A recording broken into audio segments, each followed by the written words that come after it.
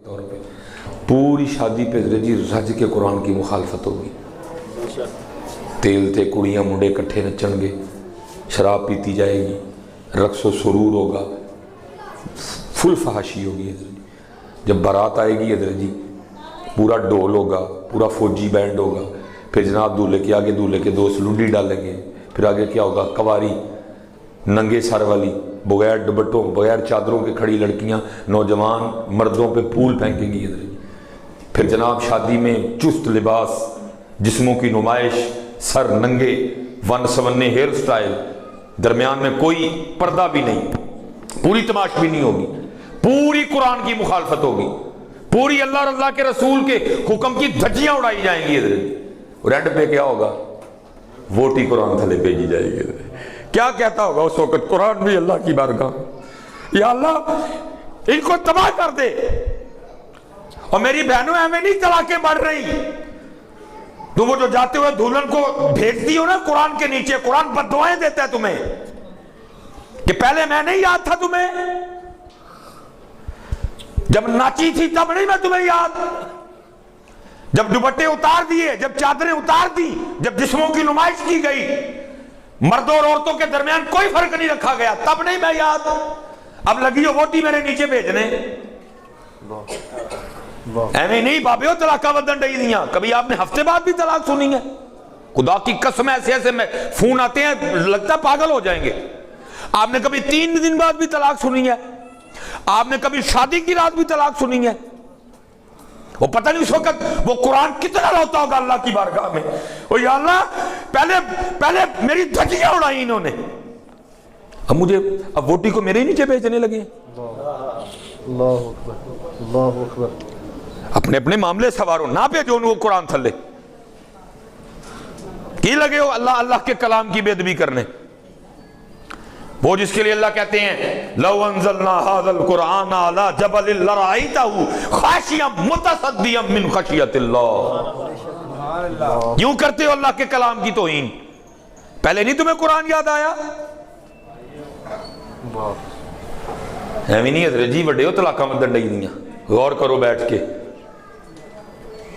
کیا تھا مقصد، ضرورت بن گیا. جاندے ہیں جی ووٹی قرآن تھلے بھیجنی، انہیں قرآن دی مننی کوئی نہیں ہے، انہیں قرآن دی مننی کوئی. اور دکھ کی بات ہے ہم بھی اسی ماحول کا حصہ ہیں. اب کوشش کرتا ہوں نہ بنوں. اب اللہ کا شکر ہے دین کی برکت سے میری تو ویاواں تونڈی بھی جان چھوٹ گئی دی ہے. یہ کل میری سگی خالہ کے بیٹے کا نکاح ہے، لیکن میں نے کشمیر چلے جانا، جان چھوٹی ہے کیونکہ حضرت جی ان لوگوں کو باز آتے کوئی نہیں، دیکھا ہم سے جاتا نہیں ہے. آپ کو پتہ ہے جب ابراہیم علیہ السلام کو آگ میں پھینکنے لگے نا تو آگ انہوں نے جلا لی. وہ آگ اس قدر بڑی تھی اب سمجھ نہ آئے کہ پر اللہ کے خلیل کو اس آگ میں ڈالنے کیسے، کیونکہ جو اس آگ کے قریب جاتا تھا آگ اس کو ختم کر دیتی تھی.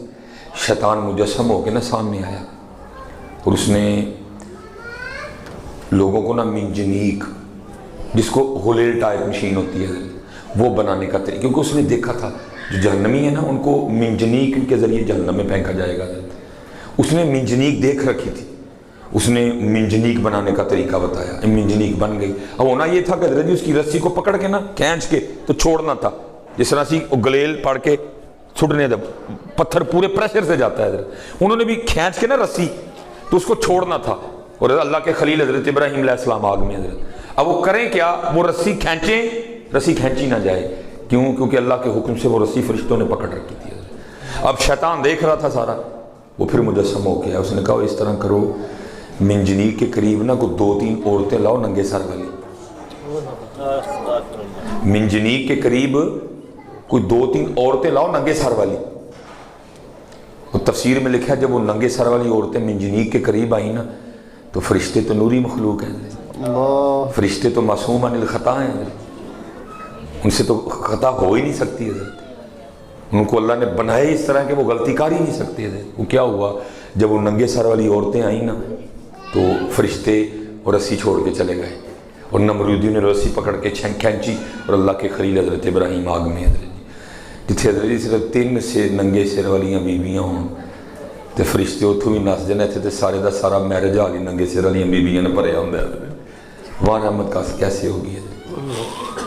پھر کیا ہوتا ہے اس کی پھر نحوست یہ پڑ رہی ہے حضرت جی لڑائیاں، اس کی نحوست پھر کیا پڑ رہی ہے جھگڑے، اس کی پھر نحوست کا اثر کیا نکل رہا ہے؟ بالکل تھوڑے تھوڑے دنوں میں طلاقیاں نہیں میاں۔